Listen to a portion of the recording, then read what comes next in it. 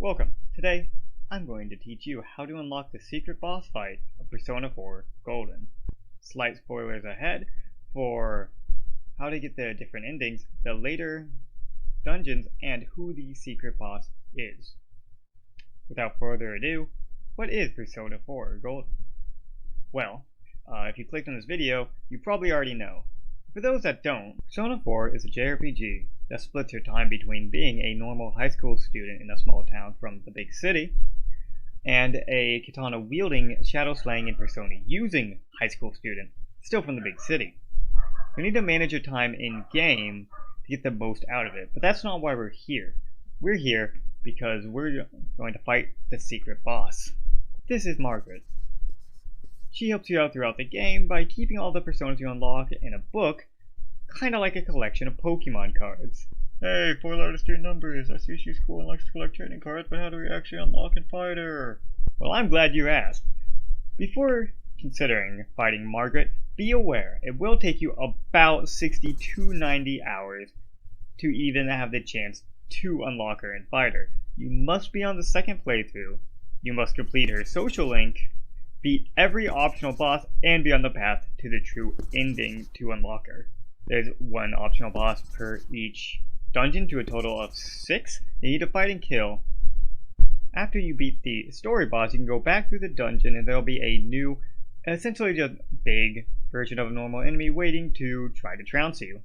To get the true ending, you have to answer some prompts very specifically when you're about to throw a certain man into the TV. Then later, figure out who the killer is and tell your friends who the killer is, otherwise you'll get the bad or accomplice endings. And then a little bit later, when you're prompted to go home and pack, instead go to Junes and spend time with your friends before going and talking with your uncle and cousin. This will put you on the path to the true ending and the path to be able to fight Margaret.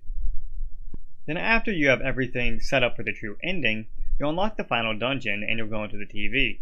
Now you can spend as much time in here as you want, training, doing whatever, until you're either go and fight the final boss or you go and finish off the secret boss, Margaret. Now Margaret is no pushover. I won't lie, Persona 4 Golden, it was a decently easy game. I played on normal and had 0 issues. But Margaret will kick you until you're in a curled ball and then one-shot you with a super mega down. Her fight, though difficult and long, is actually very simple. She works like any of the other bosses, with her gimmick that she attacks 2 times a phase, and she has a lot of different elemental attacks that most likely someone in your party is going to be weak to. This will put you into the loop of you attacking with your 4 team members, and then Margaret attacking anywhere from 2 to 4 times. Generally, she'll start out with an attack that is strong against 1 of your team members, and if that lands, she'll follow it up with an AoE version of the same spell. And she can do that twice. So, worst case scenario, let's say she'll attack Kanji with a wind move, uses an AoE wind move, Kanji then gets knocked down and dizzy, and then she follows it up with, let's say, a fire move that Teddy's weak to, and then hits an AoE fire move after, making Teddy knocked down and dizzy, Kanji knocked down and dizzy, and a big AoE damage. This is altered slightly when instead she does Mind Charge and Megidolaun, which just doubles her Megidolaun's severe almighty damage. From that skeleton of the fight, she does a few other things that I'll get into when talking about my strategy. Now I went into this expecting it to be fairly easy. I had no challenge from the rest of the game, so I went in with just a decently low-level team that was just my favorite characters. Naoto, Yukiko, Kanji. But she fucking kicked my ass. Then I tried again, and I got her decently further, but still lost, so I thought, I need to make a plan. And so I did. Now when choosing your team, I use a few viable options. The only thing to remember, there are a few vital moves that I think you need no matter what team you're making. For instance, Yukiko's Salvation. This is a full heal and a full cleanse, so you either need Yukiko with it, or your character needs to have it, because I do not think this fight is possible without either having Salvation or a move that's still a full heal. Secondly, a high damage physical spell. There's a few characters that have these, Chie, Kanji. I chose Kanji's Primal Force because, well, I like Kanji, and also he heals up HP every turn, and he's one of the tankiest members that you can actually have. And thirdly, you need to have a defense up spell. This is very important, because without it, you run the risk of you being one-shot or anyone on your team being one-shot. You may ask, why is the physical spell as important as avoiding being one-shot and being able to fully heal? Well, I'll tell you.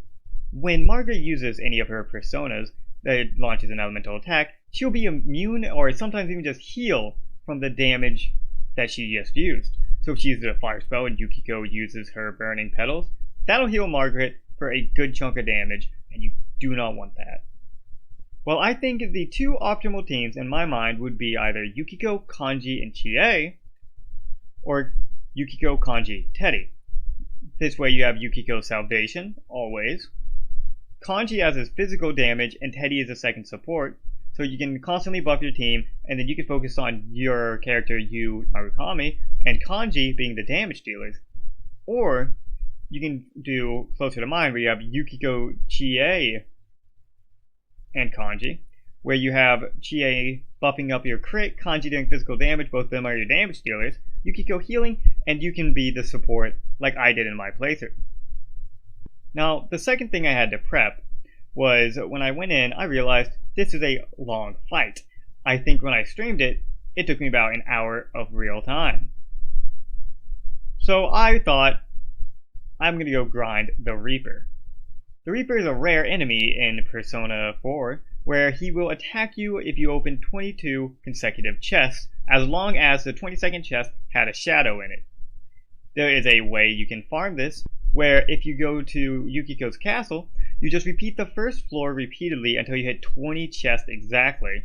And then you go to one of the higher floors that has 2 chests, both of them have a chance of having a shadow in it, and you can just repeat that cycle until you find the Reaper, beat the Reaper, and get the items. When you kill the Reaper, he will give you an ultimate weapon, which is the best weapon for one of your team members. When each of your team members has their ultimate weapons, you can then get the ultimate armor. And when each of your team members has the ultimate armor, you can get the ultimate accessory. So, if you want to grind the Reaper out 11 times, then you can get the ultimate accessory for your 3 party members, the ultimate weapon for all 4, and the ultimate armor for all 4. Now you may be asking, wait, why did you get the ultimate accessory for you, Narukami, too? Well, that's because of my next prep phase. In New Game Plus, you can form the ultimate persona, Izanagi no Okami, out of 10 specific other personas. He's strong against all types of damage besides light and dark, and this is why Yu doesn't need the ultimate accessory. Under normal gameplay, this persona is very strong. I think he's borderline necessary against Margaret. Then the final prep I made was I put Marukukaja, Mararukaja, and Marakukanda on Izanagi no Okami. These buff attack, buff defense, and lower defense of your team and the enemy's team respectively. Defense up, as I previously mentioned, is extremely important because you run the risk every round of just being one shot by Margaret without it. Attack up is nice because it'll slowly speed up the game. So with more attack, you just beat her quicker, less time you have to outlast her. And lowering her defense is the same as attack. You lower her defense so you deal more damage. I think with all 3 of these active, I was getting Kanji up to dealing about 700 damage with the Primal Force, which is pretty girthy. Now there's 2 big moments you need to know about before you decide, alright, I'm ready to fight Margaret, and you walk in there. The first is when you get her about half health one time, she will fully heal. So the fight is deceptively longer than you would think going in. So all this really means is her health bar is just 50% longer than it just shows. 2. You can get revived once per combat by Risai. However, you need to make sure this doesn't happen before Margaret uses her ultimate 9999 Megadolon attack.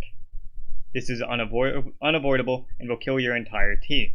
so you also need to make sure you are stocked up on bombs of life that can fully heal and revive your team members. Now, how'd my fight go? Well, in the beginning, this was my third attempt, and my first attempt since I put all my preparations in place. I floundered a bit because I was stuck in the mindset of saving SP and trying to figure out what would be efficient. Would I just buff my team's defense and outlast that way, or would I use some of my SP items to buff my team's attack, lower her defense, and boost my defense respectively? And this is what I decided was the best and most efficient way to kill her in the most efficient way possible. I set it up in a 3-turn rotation, where you start with Yu Narigami. He'd buff the team's defense. Naoto would heal either Yukiko or use SP, or if they are full or in a good spot, she would attack with her gun or use her Megadolam. Then Yukiko would use Salvation to full heal the team, and if the team didn't need a full heal, she would attack using her weapon as well, and then Kanji would use Primal Force. Then I would repeat that cycle, switching between the 3 buffing moves every turn. This way, by the time your defense is wearing out, you just reapply it so you always have each buff. And if you have SP items, you can have Naoto constantly healing Yu Narigami's SP, or Yukiko's for heals, and you can just keep that going forever. That way you're dealing the most damage possible, and you're tanking the most damage possible. The issue with that strategy and plan is you will go through SP extremely quickly. So you have to make sure you have SP items, otherwise you're going to have to focus far more on conserving the SP. Make sure you're not using any of Yukiko's fire moves, because you'll be dealing a little bit more damage in her attack, but the SP for Salvation is far more important than dealing a little extra damage using Burning Petals. Luckily, when you're in this last area, you can leave and go to the shops without being forced out of the TV, and you have to spend a day outside the TV. You use as many times as you want and stock up as many times as you want on the shops. And since you can also grind infinitely in this part of the game, because you're in the true ending, you can also get money whenever you want. However, the caveat is if you do not have the Hermit social link all the way up, it is going to be extremely expensive to heal all your SP up between grinding sessions. So for that reason, while you're maxing out the Empress, I highly recommend maxing out the Hermit as well. If you don't care about story on your first playthrough, then do this specifically on the New Game Plus, where the S-links don't matter as much because you already experienced them for yourself the first time. And that's what I'd recommend to beat Margaret, and that's similarly to how I beat Margaret. If you want to see the full stream, I'm going to upload that to the second channel with all my other full streams. You can also watch me on my Twitch channel for Letters to Your Numbers for any other streams I'm doing similarly. Now the good thing about this fight in particular, it is hard and it is long, but unlike an action skill-based game like Dark Souls, there's always going to be that skill barrier where if you are not fast enough or anything like that, that is going to stop you from being able to win. Eventually you can overcome it, but there's that barrier of skill and reaction timing. With the JRPG that's turn-based like this, if you get the right plan in place, anyone can beat this boss. You just need to know what you're doing, and you just need to stick to the plan. So I hope you enjoyed learning about the secret boss Persona 4 Golden and how to beat her. If you want to fight her yourself, I wish you luck and Godspeed, and now you know how to do it as well. Thank you for staying tuned in this video, and more soon.